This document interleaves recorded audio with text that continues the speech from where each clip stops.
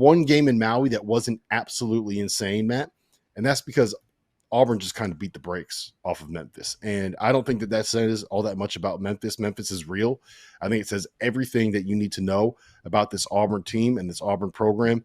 And Janai Broome, 21 points, 16 boards, 6 assists, 4 blocks tonight, 8 for 15 from the floor, and 2 for 4 from 3. How good is this dude? And how good is this team, Matt? So, Rob, I think you fell asleep last night in the game against North Carolina. I don't think you stayed up the entire game. I stayed up because I was on that flight trying to figure out what the time zone was, traveling from New York to Phoenix. He's ridiculous. And I obviously don't think we can say, hey, Auburn is better than Kansas right now just based on the numbers and who they've played. But it's 1A and it's 1B. And the fact that this guy is hitting threes off the bounce, and I know he starts at the power forward spot, but he plays a lot at the 5 spot for him, Janai Broome. And he's hitting corner threes. He's hitting threes off the bounce. He's blocking shots. And how hard he plays, to me, is what's the most impressive thing. And it's their entire program, like the culture that Bruce Pearl has created there in terms of how hard you have to play, the effort that you have to play with. If they're not in the Final Four in San Antonio, I'd be shocked because, look, I know Alabama's going to continue to get better. I know Nate Oates, what he does is schedule really, really hard, and that's what helped them last year, and that's what helped them to get to the Final Four last year was their non-conference schedule, and they just continue to get better. And they have one of the best point guards in the country, and he proved that last night, even though he struggled against Illinois. But this Auburn team and the freedom that they play with on offense, that would be the only thing that I'm like, okay, does this catch up to them? The freedom, the shot selection, the taking corner threes off the bounce if you're Janai Broome. Like, does that ever catch up to them in the NCAA tournament? But in terms of how hard they play and the talent they have that out there on the floor, this team is – I mean, they're fun to watch. They're a lot of fun to watch.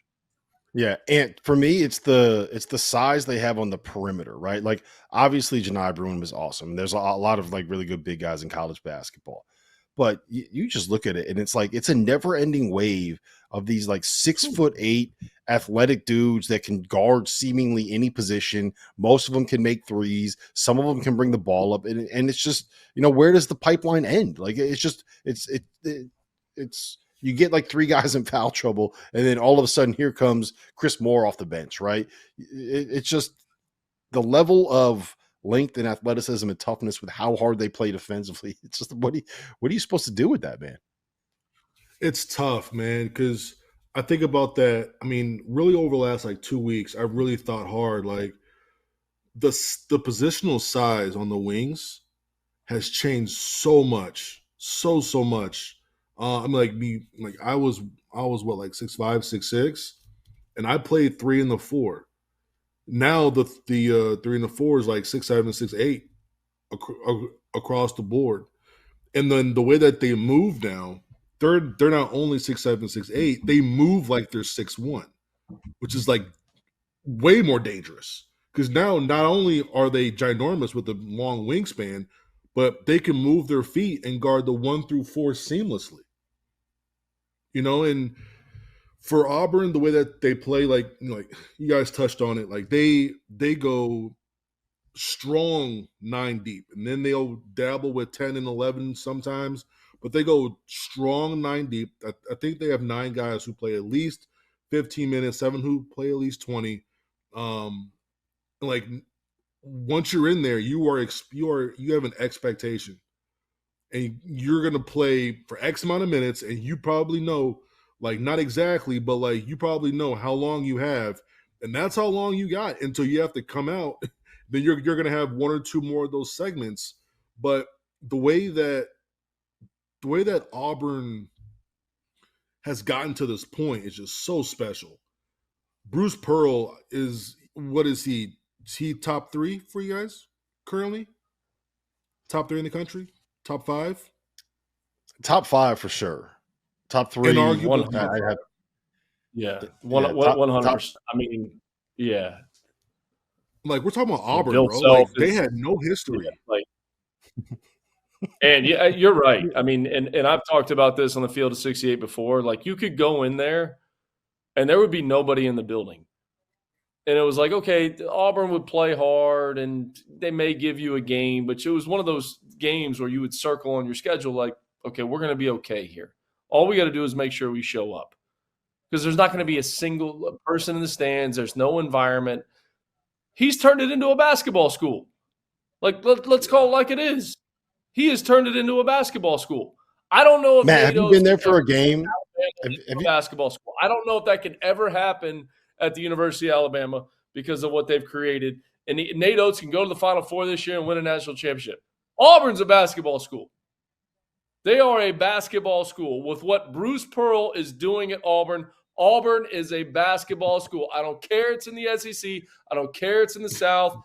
Cam Newton, national championship, that was years ago. Auburn's a basketball school. Book it, print it. That's what they are. Here's what I'm going to do, man. I'm going to clip that out. I'm going to send it to every guy, every football player that both Florida and Auburn are recruiting, just to make sure that they know, like, Auburn's a basketball school, guys. You got to go to UF. You want to be a Gator. Chomp, chomp, right? You're second rate.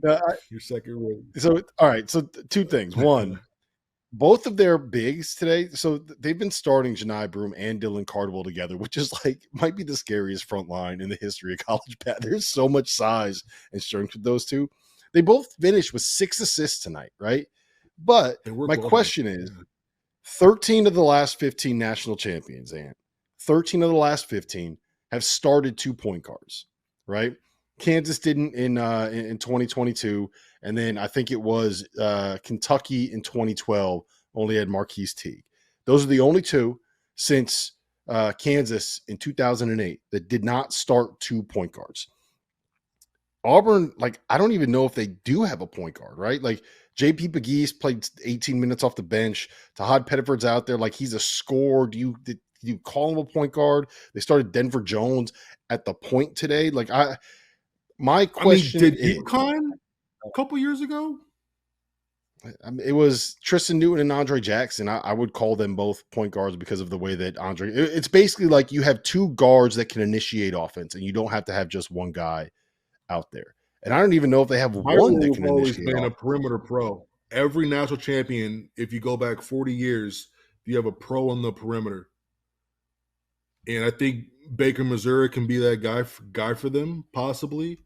But those two work well together. And what's so beautiful about those guys having dimes is that you don't get dimes with teammates who just stand around. You have teammates who see that you have the ball and they're like, oh shit, I got to get open because they're going to find me.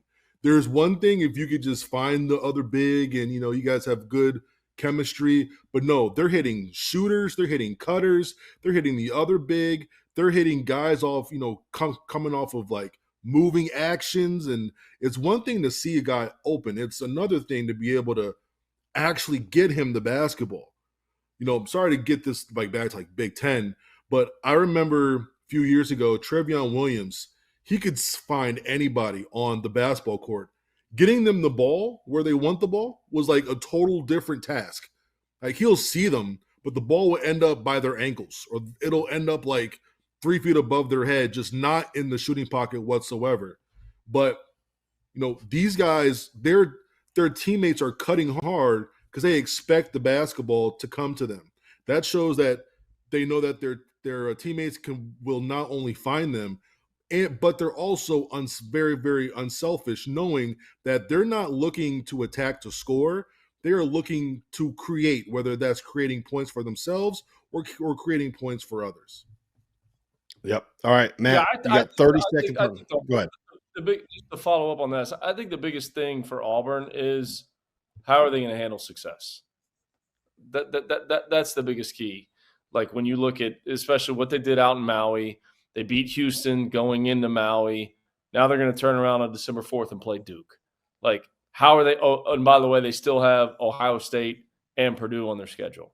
So how do they handle success? Like that's the biggest key. Like, how are they going to handle coming out of this tournament with what's getting ready to come?